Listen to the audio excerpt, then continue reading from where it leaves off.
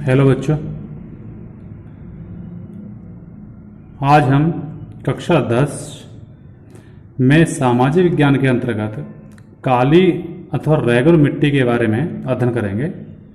देखिए, काली अथवा रेगुलर मिट्टी,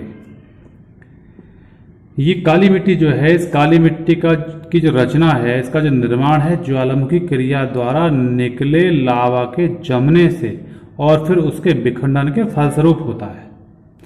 जिन क्षेत्रों में प्राचीन काल में पहले कभी ज्वालामुखी विस्फोट हुए, यानी आंतरिक पृथ्वी की आंतरिक हलचल के कारण ज्वालामुखी क्रियाएं हुई थीं, तो उन ज्वालामुखी क्रियाओं से जो तप्त मैग्मा, राग इत्यादि जो खनिज पदार्थ निकले, कालांतर में वह आगे ऊपर आकर के ठंडे हो गए और ठंडे होने के बाद उस मिट्टी का निर्माण हुआ जिसका रंग काला बना।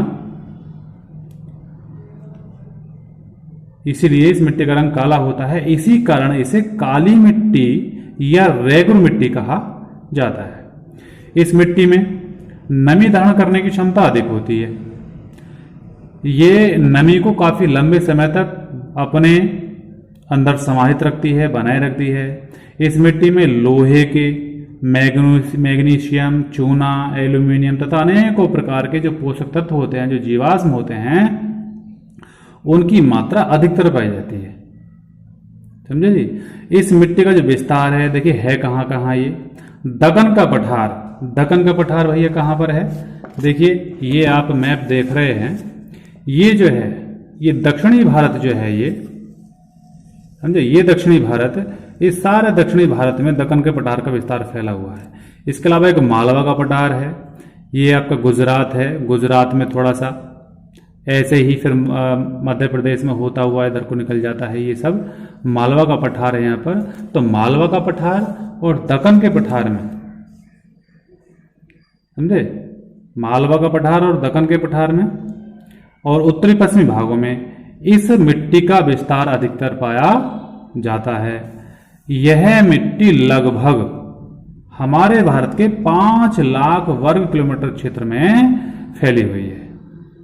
महाराष्ट्र जो है, महाराष्ट्र जिसकी राजधानी मुंबई है, तो महाराष्ट्र, सौराष्ट्र, मालवा तथा दक्षिण मध्य प्रदेश के पठारी भागों में ये मिट्टी फैली हुई है। इस मिट्टी का विस्तार दक्षिण में जो गोदावरी नदी है, गोदावरी, जिसे उत्तरी दक्षिणी भारत की गंगा भी कहा जाता है, इस नदी को दक्षिणी भारत की गंगा भी कहा जाता है। तो इस नदी के अलावा एक नदी है कृष्णा नदी। इन कृष्णा और गोदावरी नदियों की घाटियों में इसका विस्तार ज्यादातर फैला हुआ है। अच्छा, काली मिट्टी में कपास का भारी मात्रा में उत्पादन होने के कारण इसे कपास की काली मिट्टी भी कहा जाता है, क्योंकि कपास की खेती के लिए सबसे ज्यादा उत्तम जो मिट्टी अच्छी मानी जाती है वो काली मिट्टी मानी जाती है। कपास की खेती के लिए उपयुक्त पोषक तत्व काली मिट्टी में मौजूद होते हैं, इसलिए कपास की मिट्टी इसको कहते हैं। इसमें पोषक तत्व पर्याप्त मात्रा में पाए जाते हैं, लेकिन एक तत्व की कमी होती है। कौन सा? फास्फोरिक। कौन सा तत्व है? फास्फोरिक नामक जो तत्व है उसकी कमी होती है, तो उसको जो है पूरा कर लिया जाता है। ग्रीष्म ऋतु में इस मिट्टी में एक समस्या हो जाती है। ग्रीष्म ऋतु में इस मिट्टी में बहुत मोटी मोटी दरारें पड़ जाती हैं, जिसकी वजह से जुताई, खुदाई, निराई, गुड़ाई का जो कार्य है बहुत ज्यादा कठिन हो जाता है। लेकिन अच्छी ताकतवर मिट्टी होने के कारण इसमें मेहनत करके अनेकों प्रकार की फसलों को उगा लिया जाता है। यहां इस मिट्टी में कपास, गन्ना, मूंगफली, तिलहन, गेहूं आदि फसलों का उत्पादन बड़े पैमाने पर किया जाता है। ये सारी फसलें यहां बड़े पैमाने पर उगाई जाती हैं। अभी बताया था, इस मिट्टी में पोषक तत्वों की भरपूर मात्रा होती है और अधिक भरपूर मात्रा होने के कारण इस मिट्टी में ये सभी फसलें बड़े पैमाने पर उगाई जाती हैं। देखिए, कपास के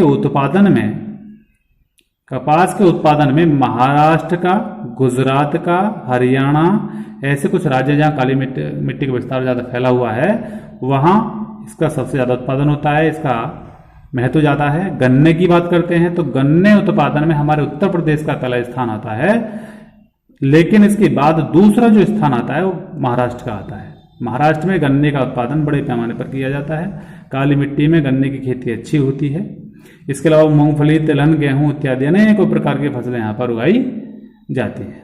तो इस तरह से भैया ये आज आपको काली अथवा रेगुर मिट्टी के बारे में बताया गया था।